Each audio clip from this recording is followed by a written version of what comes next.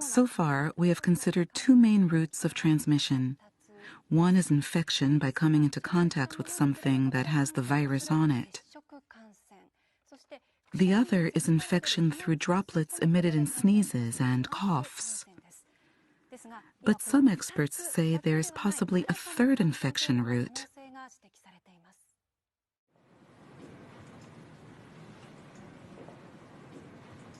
Experts are now looking at this new infection mechanism as the key to preventing the further spread of the virus.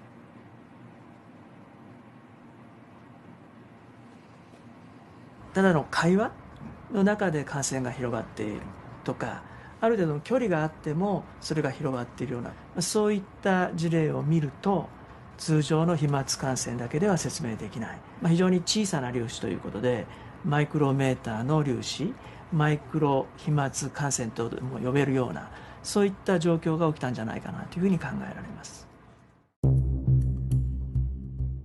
So how does this take place? NHK is conducting an experiment with a group of researchers. はい、レーザーください。 The team will track particles in the air using laser beams and a high-sensitivity camera. This technology allows us to detect droplets as small as 0.1 micrometers wide. The experiment starts. First, sneezing.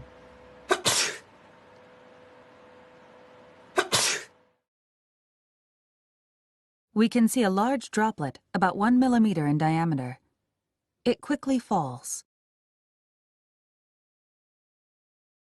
But let's look through the high-sensitivity camera.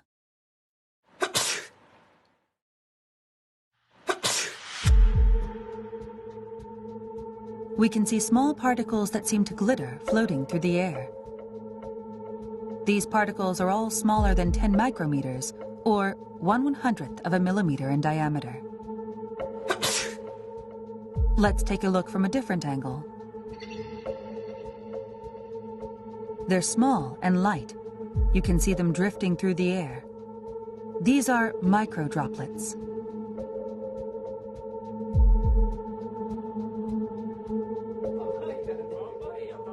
We're learning that sneezing isn't the only source of these droplets.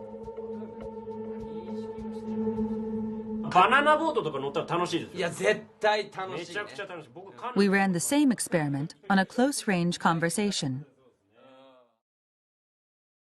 People generate a lot of microdroplets when they talk loudly.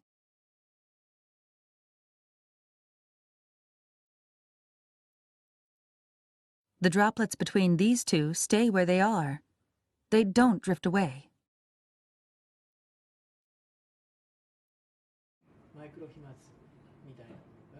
It's not yet known what volume of microdroplets leads to infection. But Tateda says we can't rule out the possibility that microdroplets have spread the virus to some extent. そのマイクロ飛沫、小さな粒子の中にもたくさんのですね、生きたウイルスがいて、大きな声での会話、あるいは激しい息遣い、そういった中でですね、このマイクロ飛沫ができて、それが近くの人、その人が吸い込むことによって感染が広がる、そういったリスクが見えてきたものと思います。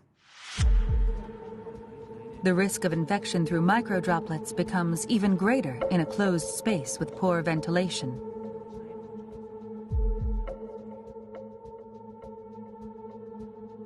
This lab is simulating the movement of microdroplets in an airtight room.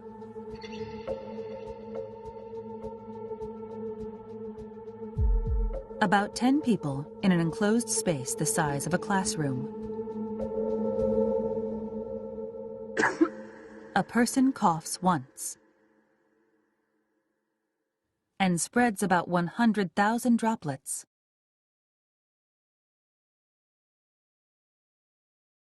Large droplets are shown in blue and green. Most of these fall to the ground within 1 minute. But the microdroplets, shown in red, continue to drift.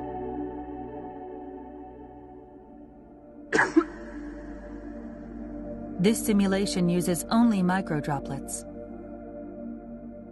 5 minutes later. 10 minutes later.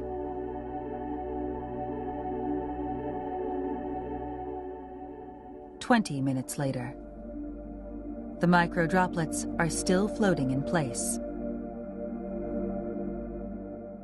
空気がよどんでいると、つまり空気の流れがないということで、マイクロ飛沫そのものは、落ちたり、違う場所に動くことができませんので、長時間その場所にとどまるっていうことになります。But there is a way to prevent this stagnation of microdroplets. Opening windows and increasing air circulation is believed to be effective.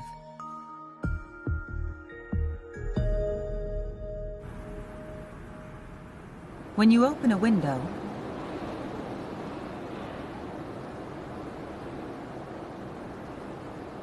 microdroplets are quickly swept away.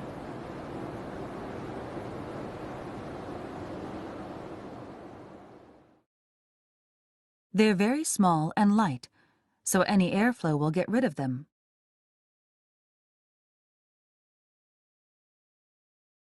できればですね、2箇所開けて風の流れを作ってあげるということが大事。それが1時間に1回でもいいから、そういうようなことをやることによって感染のリスクっていうのはかなり下げることができるようになるんじゃないかなというふうに思います。